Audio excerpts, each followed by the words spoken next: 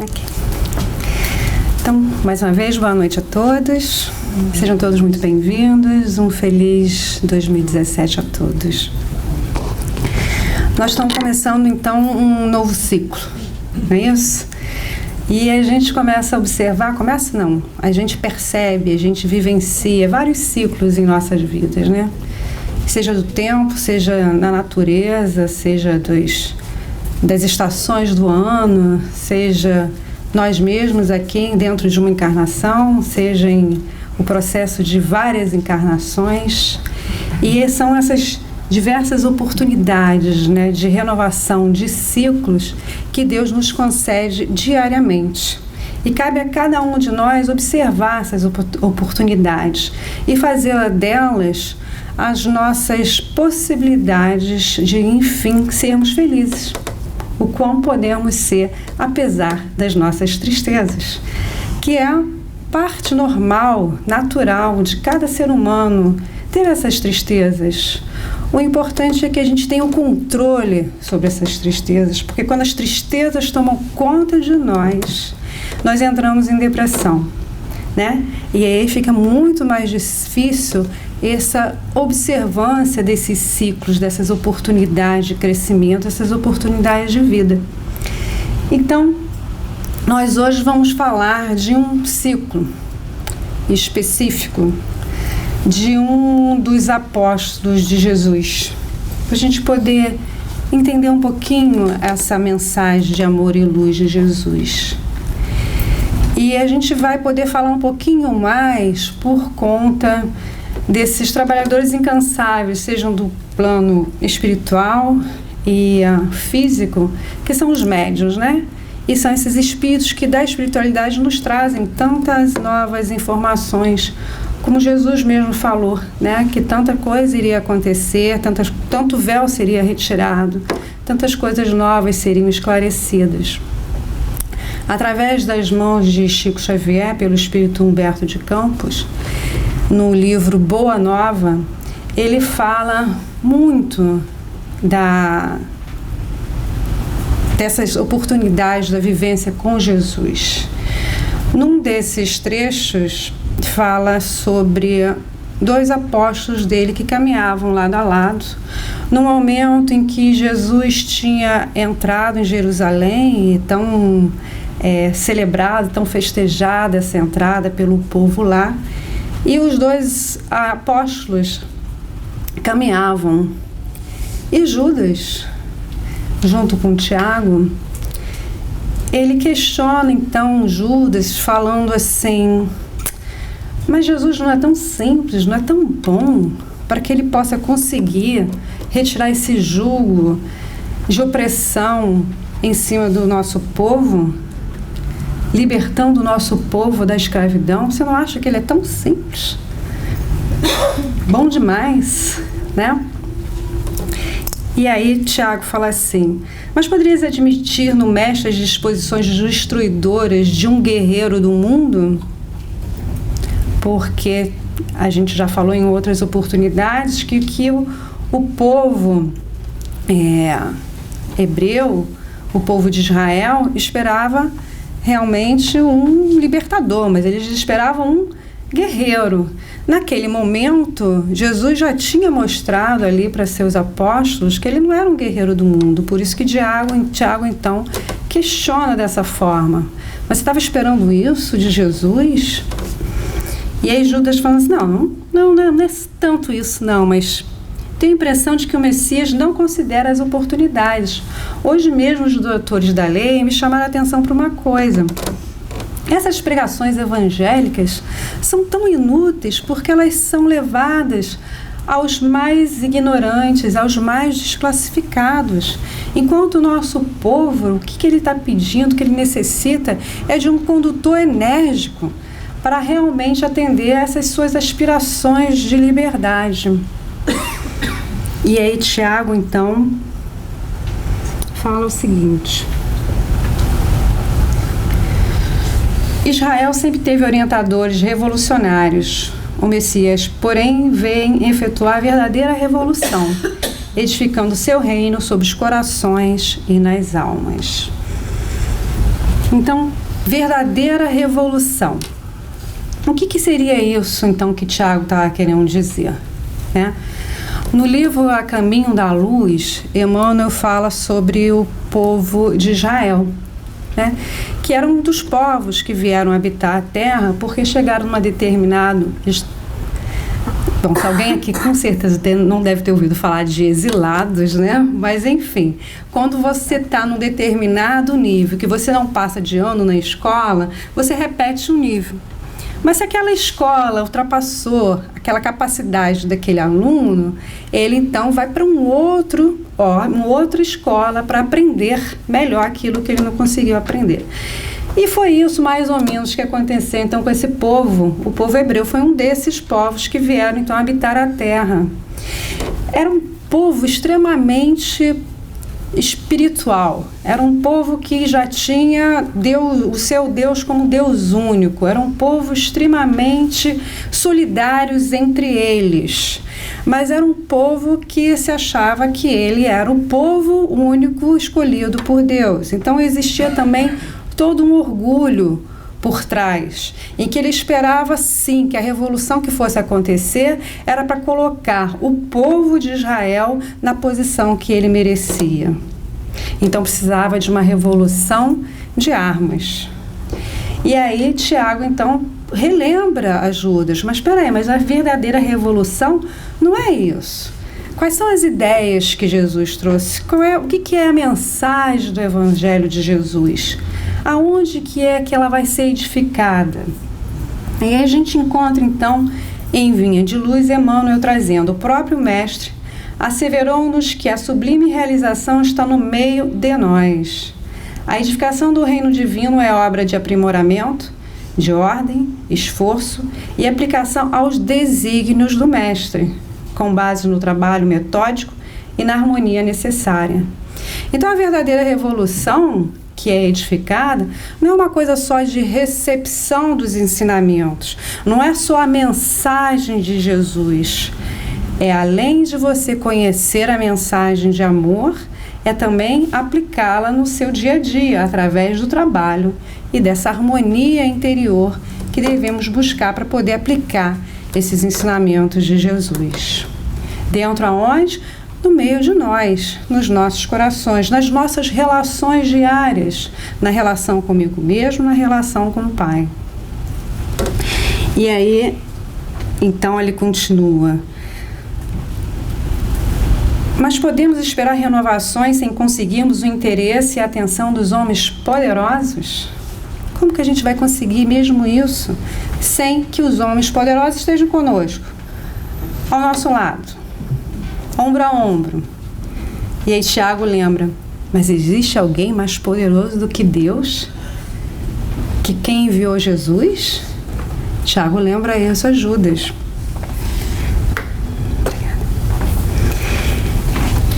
E aí Judas pensa, mas ele ainda fala: mas não concordo com esses princípios de nação do Mestre.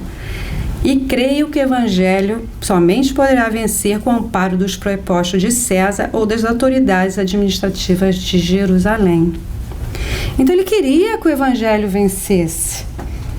Ele amava o Mestre, como Humberto de Campos nos diz no final desse capítulo.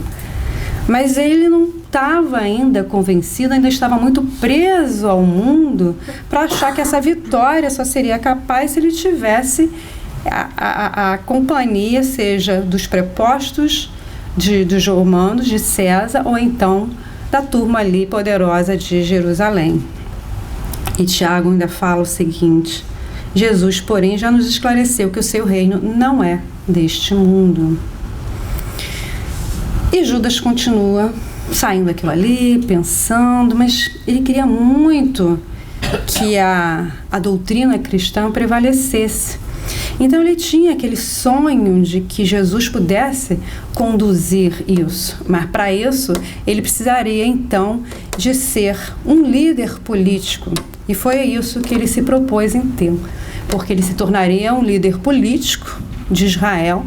Ele iria entregar Jesus, mas ele então, depois de conseguir esse poder, ele libertaria Jesus. Ok, então diz lá Humberto de Campos.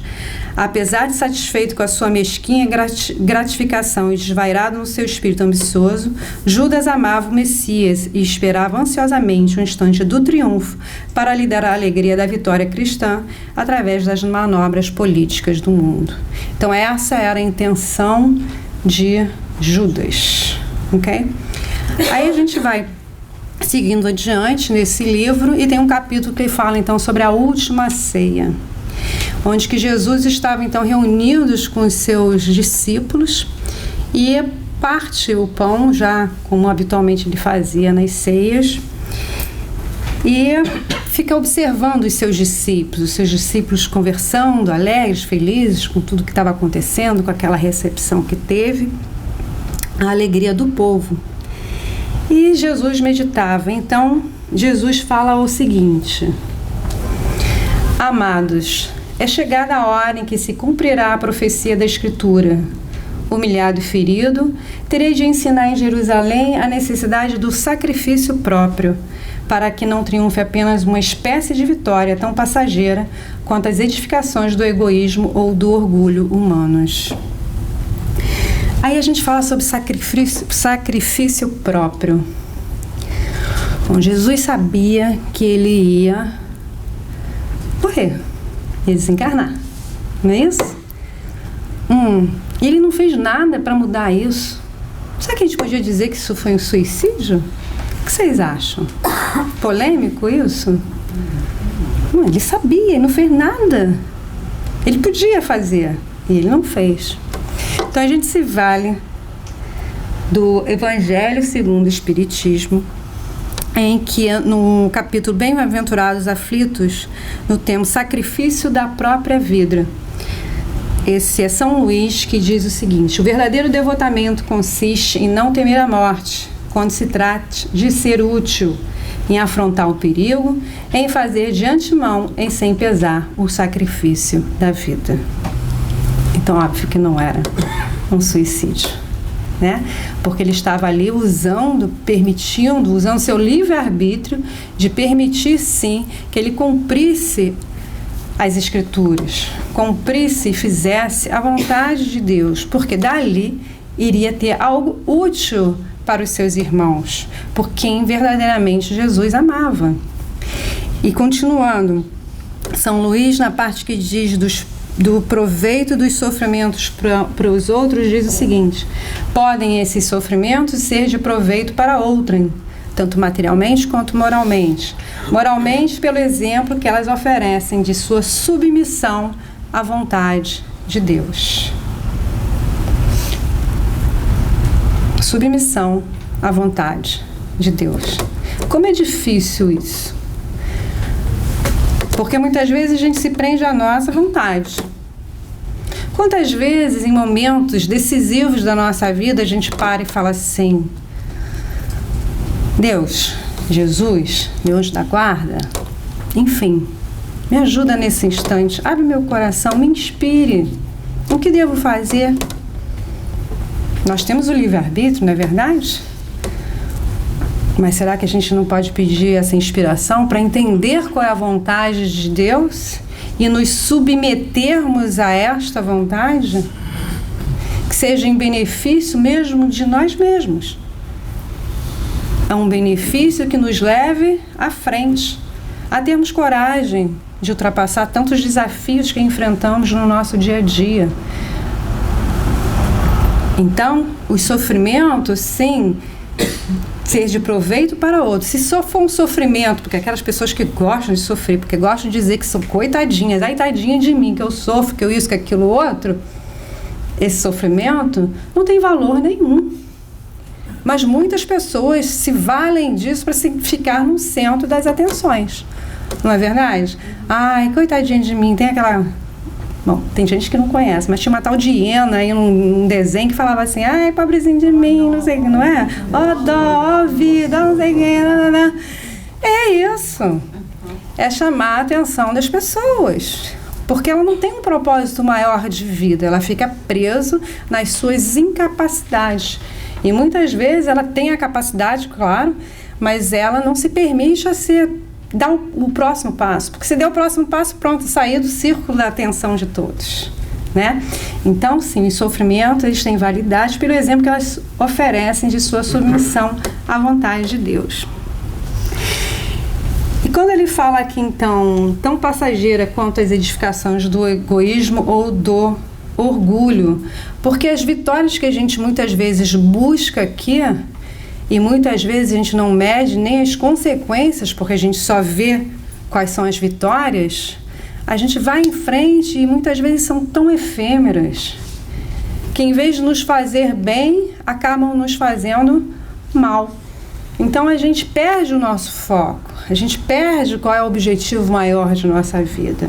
Então, às vezes a gente tem que fazer, sim, sacrifício próprio a um bem maior, né? Seja da nossa família, ao bem-estar que nós estamos, relevar algumas coisas, né?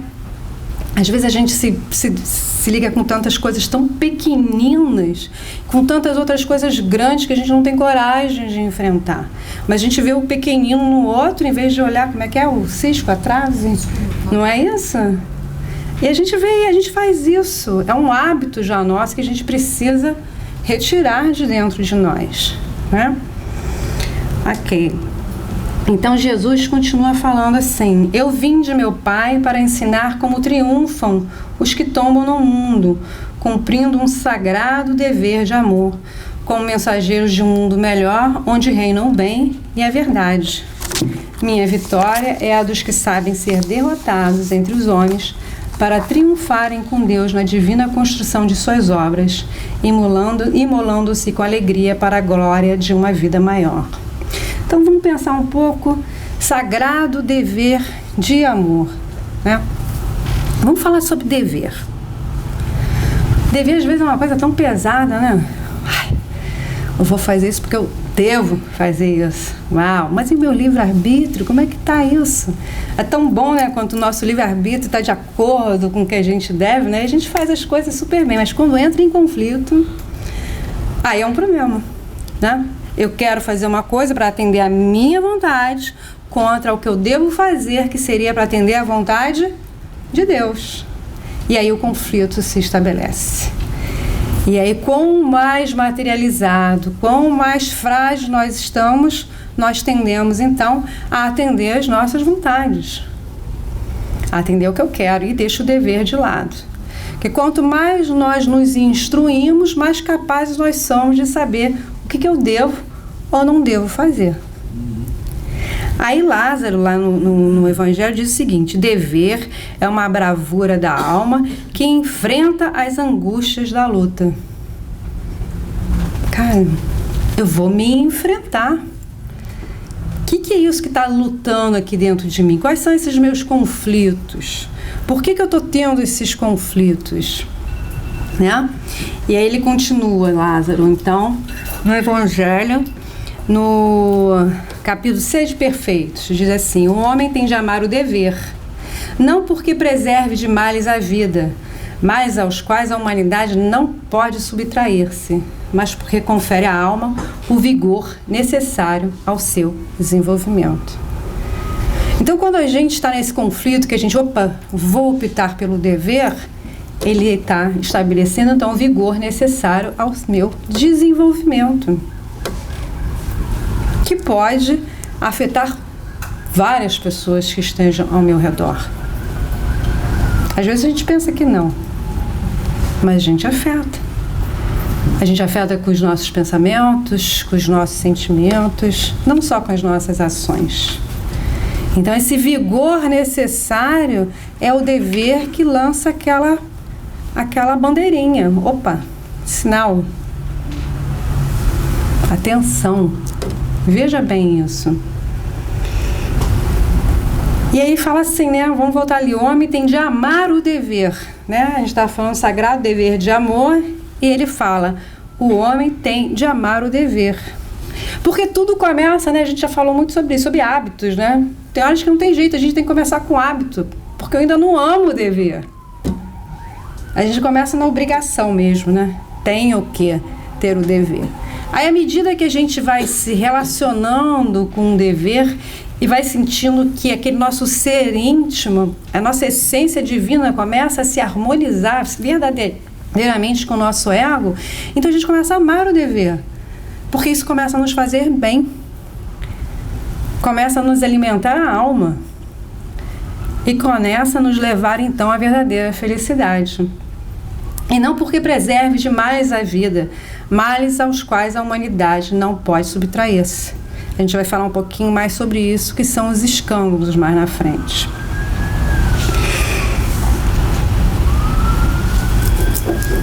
E aí, Jesus então continua: não vos perturbeis com as minhas afirmativas, porque em verdade, um de vós outros me há de trair.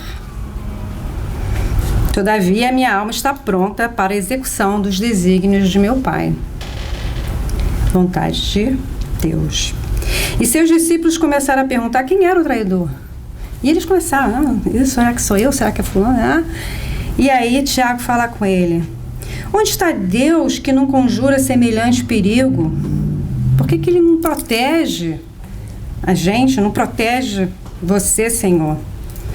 Jesus, que se mantivera em silêncio ante as primeiras interrogações, ergueu o olhar e advertiu: Tiago, faze calar a voz de tua pouca confiança na sabedoria que nos rege os destinos. Uma das maiores virtudes do discípulo do Evangelho é de estar pronto ao chamado da providência divina.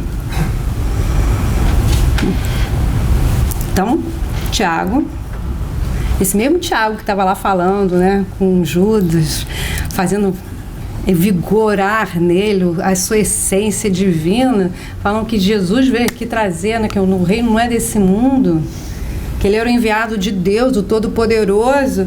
Ele, por que, né, mediante essa novidade agora que Jesus falou que ia ser traído, Jesus então fala para Tiago: faze calar a voz de tua pouca confiança na sabedoria que nos rege os destinos. Uma das maiores virtudes do discípulo do Evangelho é de estar pronto ao chamado da providência divina. Antes da gente falar de estar pronto ao chamado, vamos ver o que é a providência divina.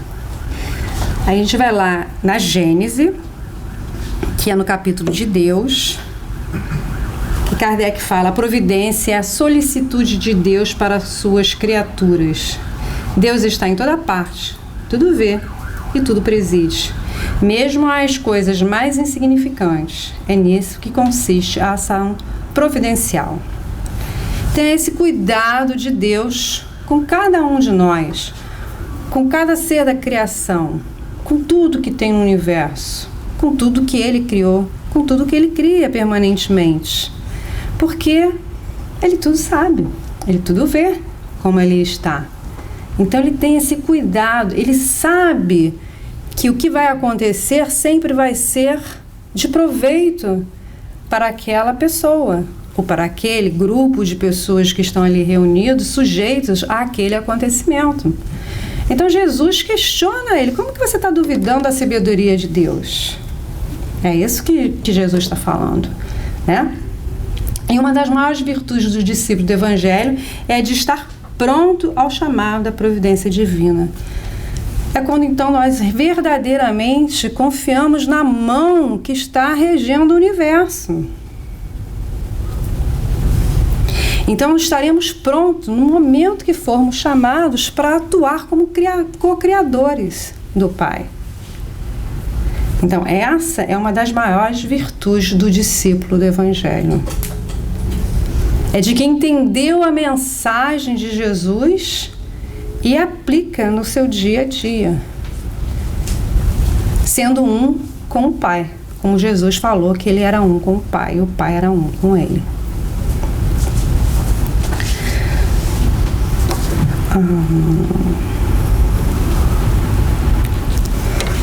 O essencial é revelarmos a nossa união com Deus em todas as circunstâncias. É indispensável não esquecer a nossa condição de servos de Deus para bem lhe atendermos ao chamado nas horas de tranquilidade ou de sofrimento. Mas João, então, aquele discípulo amado, perguntou: Senhor, compreendo a vossa exortação e rogo ao Pai a necessária fortaleza de ânimo. Mas por que será justamente um dos vossos discípulos o traidor de vossa causa? Justamente um de vossos discípulos. Já nos ensinaste que para se eliminarem do mundo os escândalos, outros escândalos se tornam necessários. Contudo, ainda não pude atinar com a razão de um possível traidor em vosso próprio colégio de edificação e de amizade. Bom, e aí então a gente voltou a falar sobre escândalos aqui. Os escândalos são necessários para acabar outros escândalos, mas ai daquele que for o objeto do escândalo. Porque o mal não precisa ser reparado pelo mal de outra pessoa. O mal ele pode ser reparado até pelo bem de outra pessoa. Ou ele pode ser reparado por uma tragédia da natureza. Não necessariamente é que alguém vai lá e tem que contribuir para que um outro sofra, né? Então, esse escândalo, eles falam sobre o que é o escândalo, né? É o resultado efetivo do mal moral. É o resultado efetivo do mal moral no Evangelho segundo o Espiritismo, os bem-aventurados que têm puro coração. E é assim que Deus faz sair o bem do mal e que os próprios homens aproveitam as coisas mais ou desagradáveis. Então, esse resultado efetivo do mal moral, que é o escândalo, ele de alguma forma traz um benefício para alguém. Porque se não trouxesse benefício para ninguém, Deus, será que ele permitiria? Será que ele usaria? Ele permite sempre, como ele diz ali, faz sair o bem do mal. Ele não vai permitir aquele mal se não tiver proveito. Aquele mal só existe quando tem algum proveito da construção do bem, né? Seja no momento da nossa reencarnação, em que através de um escândalo do passado, nós então nos comprometemos de reparar esse mal. E muitas vezes nós temos que nos colocar em provas para ver se verdadeiramente conseguiríamos reparar esse mal. E aí um outro escândalo acontece agora contra nós, já que em um outro momento nós fomos o causador do escândalo. E aí quando nós então conseguimos ultrapassar essas dificuldades, esse escândalo, então estabelecemos uma nova harmonia dentro de nós. Mas aí Jesus então fala...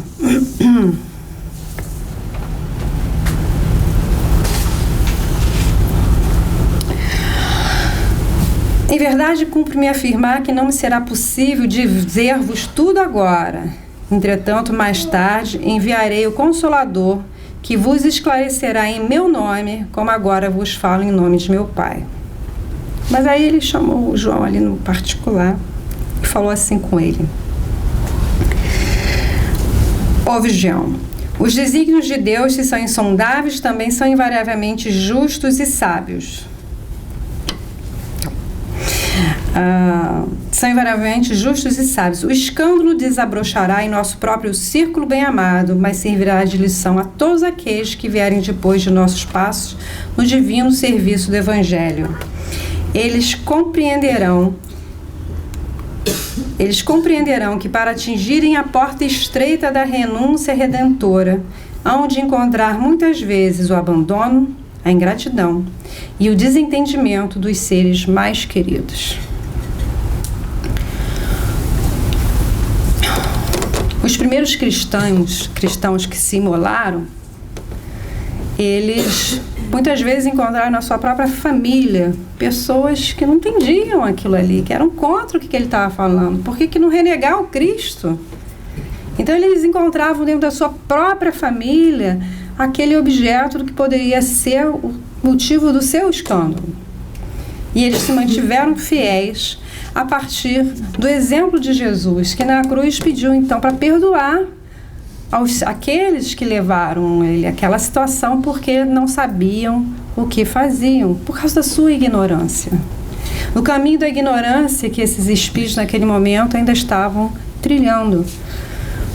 E assim, será que foi só, esse exemplo era só para esses cristãos lá, iniciais, os mártires do cristianismo? Ou isso ainda é vivo dentro de nós? Ainda na nossa sociedade, ainda nesse mundo que estamos de provas e expiações? Será que muitas vezes não encontramos na nossa família ou nos nossos entes queridos, no nosso grupo de amigos, a traição? Há aquelas pessoas que não acreditam em nós, que nos colocam em momentos de dúvidas do que somos capazes. Isso também é uma forma de trair a cada um de nós. E da mesma forma, nós também traímos aqueles entes queridos quando não perdoamos, quando não acreditamos na sua capacidade, quando não nos harmonizamos. Então é um exemplo de que não é só lá fora que a gente encontra, é no nosso círculo mais estreito. Mas temos exemplo de Jesus que não deixou de amar Judas por causa disso, mesmo sabendo. E Jesus nada fez para evitar essa situação, porque ele queria fazer a vontade do Pai. Ele entendia o bem maior.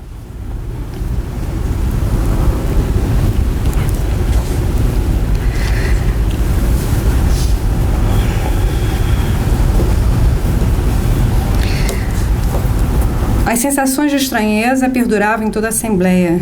Jesus então levantou-se e, oferecendo a cada companheiro um pedaço de pão, exclamou: "Tomai e comei, este é o meu corpo." Em seguida, servindo a todos uma pequena bilha de vinho, acrescentou: "Bebei, porque este é o meu sangue dentro do Novo Testamento, a confirmar as verdades de Deus." Pedro, sem entender muito bem, perguntou: "Mestre, que vem a ser isso?" E aí Jesus fala: "Está muito próximo o nosso último instante de trabalho em conjunto.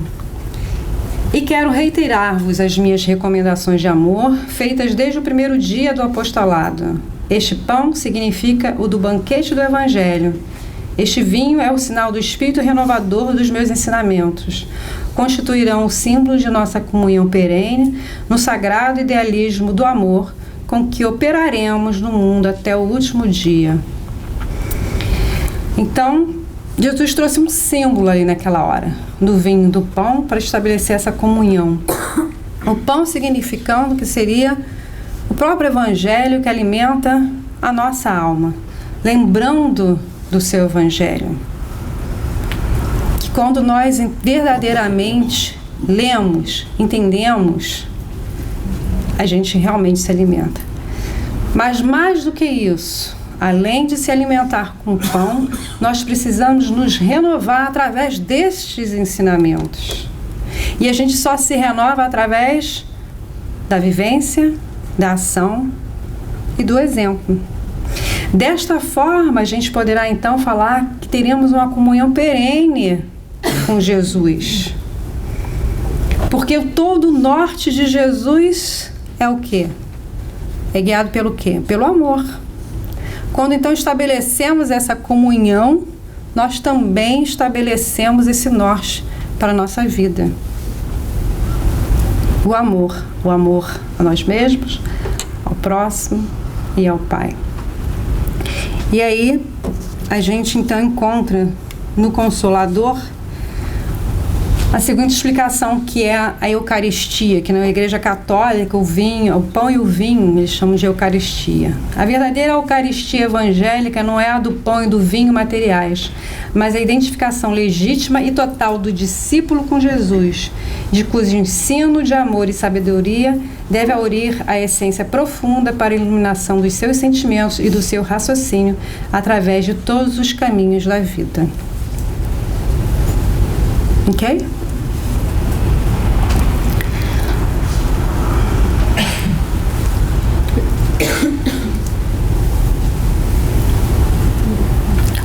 Então acho que eu me perco. Altamente tocado pelas suas exortações solenes, Porém, maravilhados ainda mais com as promessas daquele reinado venturoso sem fim, que ainda não podiam compreender claramente, a maioria dos discípulos, eles começaram então a discutir as aspirações e conquistas do futuro. Enquanto Jesus se entretinha com João em observações afetuosas, os demais discípulos examinavam as possíveis realizações dos tempos vindouros, antecipando opiniões sobre qual dos companheiros poderia ser o maior de todos. Você? Sou eu? Quem é o maior? Opa! Já que nesse reino aqui, né, que vai se estabelecer, quem vai ser o maior?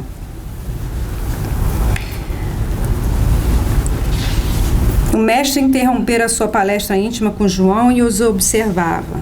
As discussões iam acirradas, as palavras maiores de todos soavam insistentemente aos seus ouvidos. E aí então Jesus se ergueu, os discípulos observaram, tirou a túnica singela e colocou uma toalha em torno dos rins, à moda dos escravos, a serviço dos seus senhores. E como se fossem dispensáveis as palavras, naquela hora, tomou de um vaso de água perfumada e, ajoelhado, começou a lavar os pés dos discípulos. E todo mundo começou, não, que isso, como? Isso aí são os escravos que fazem isso, como é que o Senhor está fazendo isso? E aí Jesus fala assim, vocês me chamais mestre e Senhor e dizeis bem, porque eu o sou. Se eu, Senhor e mestre, vos lavo os pés, deveis igualmente lavar os pés um dos outros no caminho da vida, porque no reino do bem e da verdade o maior será sempre aquele que se fez, sinceramente, o menor de todos. O maior será sempre aquele que se fez, sinceramente, o menor de todos. Né? Então Jesus ali estava mostrando a necessidade da humildade. Era um costume entre os judeus, porque naquela época as estradas eram de terra, eles andavam descalços ou de sandálias, e os pés ficavam sujos, né, com a poeira das estradas. E quando as pessoas chegavam às casas, então os escravos iam lá lavar os seus pés. E nesse ato de humildade em que Jesus, no momento em que vê que cada um querendo ser maior do que o outro ali, nesse novo reino que seria estabelecido na terra, Jesus mostra que não é bem assim, né? Quem será o maior será aquele, então, que sinceramente se fizer o menor de todos.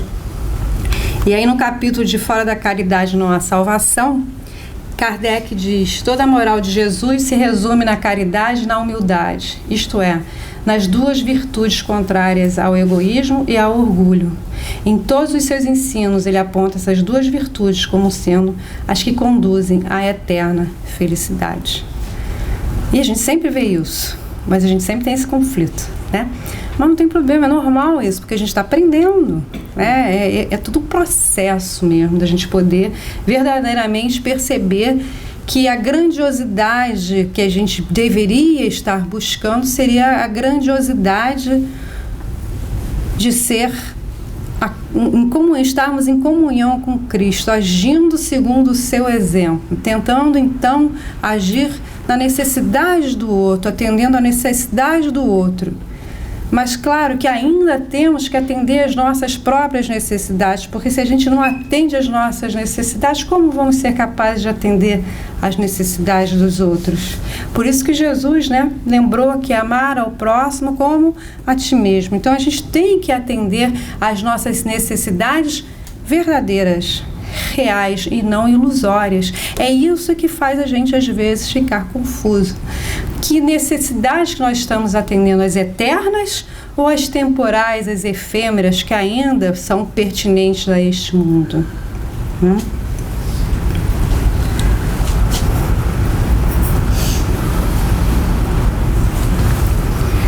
Então, nós vamos então para um outro livro, no livro Trigo de Deus, do espírito Amélia Rodrigues, que Divaldo Franco psicografou, em que tem uma passagem lá, porque, como a gente viu lá no início, a gente viu que Judas então planejava tomar o controle da política, seu líder político, para poder então depois libertar Jesus depois da sua traição.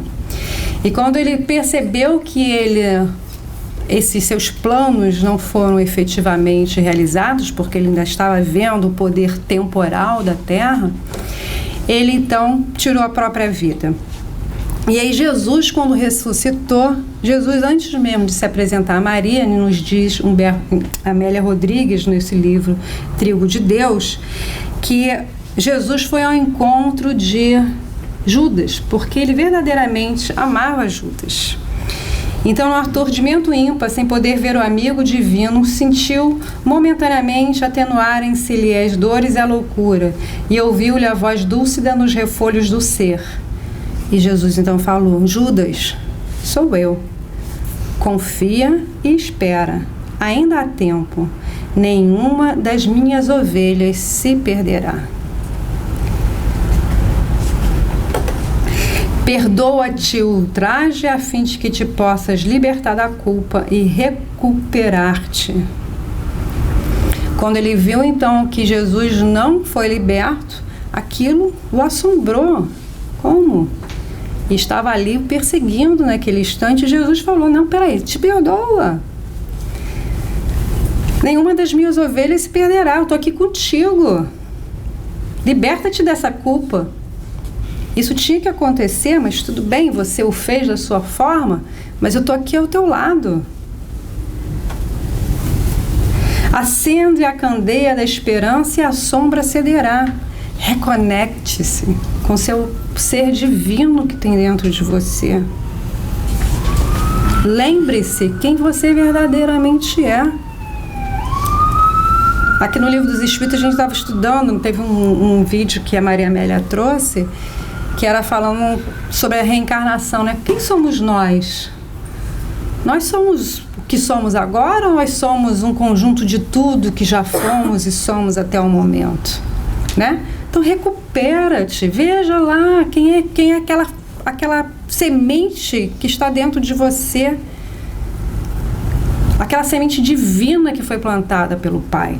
Acende a candeia da esperança e a sombra cederá. Recorda o amor de modo que a paz se te aninhe no coração. Recorda o amor de que modo que a paz se te aninhe no coração. Porque todos nós fomos criados por esse amor divino.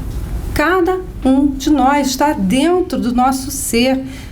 Dentro do nosso ser significa no espírito, que reflete no nosso corpo físico, mas a essência é o espírito.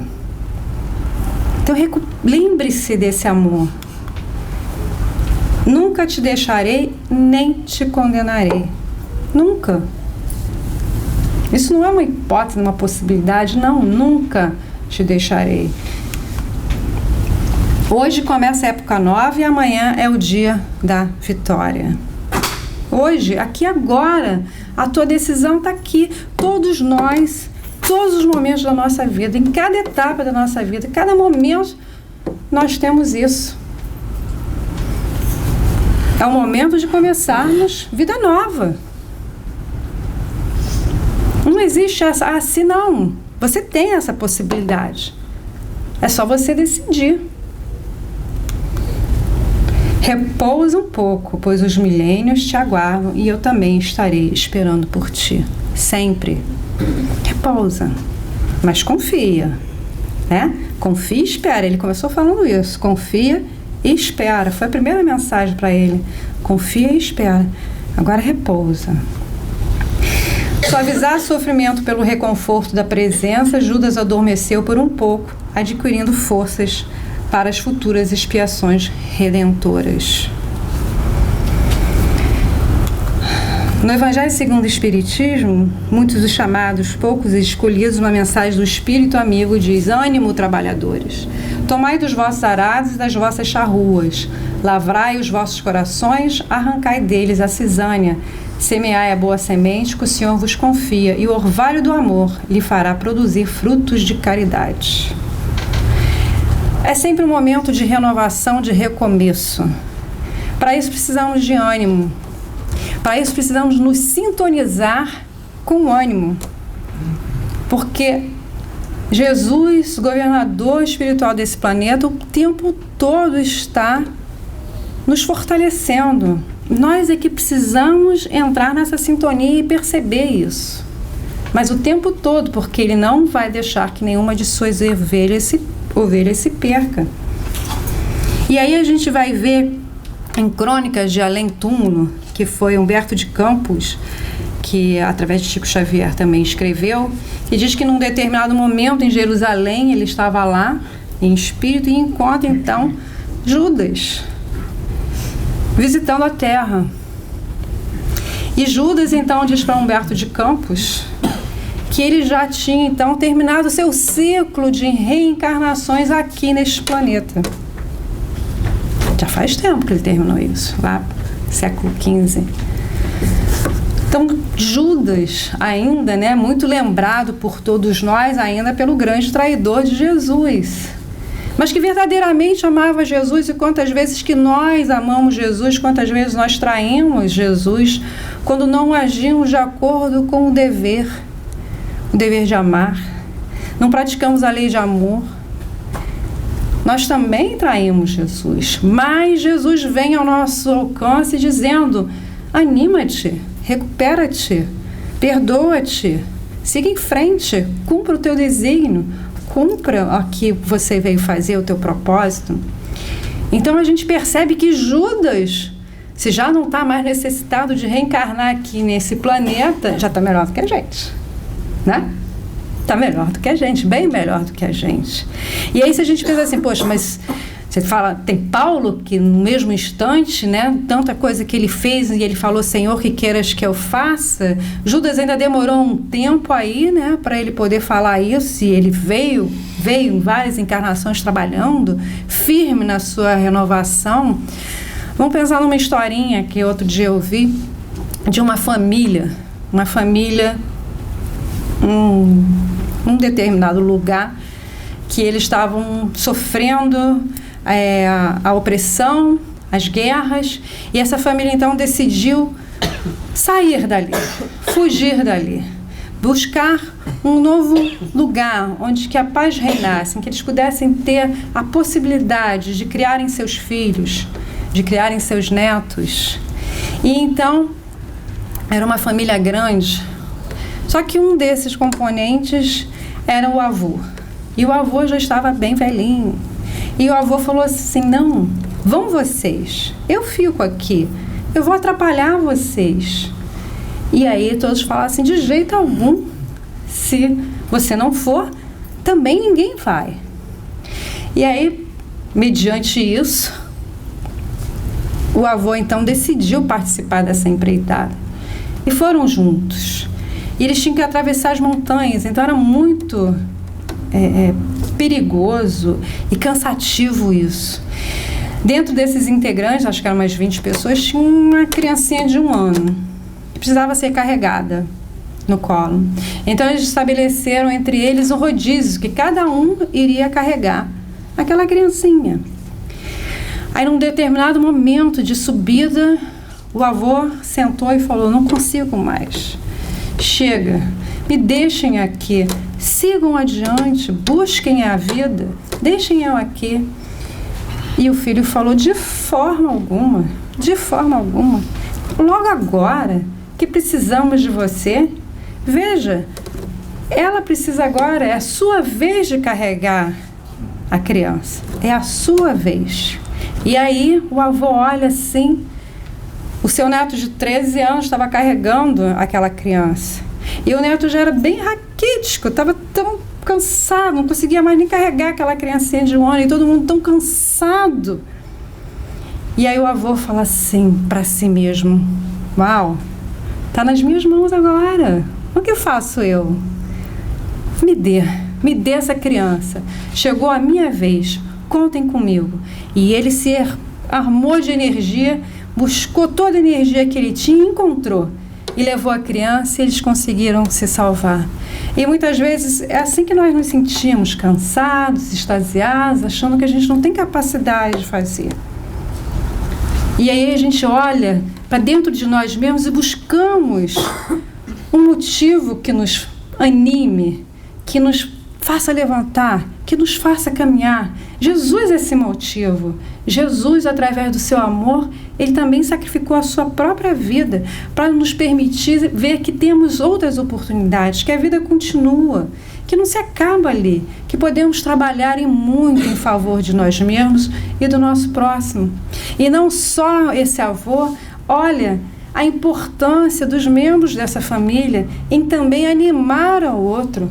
E isso também é nossa responsabilidade de estar juntos num grupo, porque vivemos em sociedade e assim precisamos para poder evoluir, de nos animarmos uns aos outros, de entendermos que só o amor vence, nada mais, só o amor vence.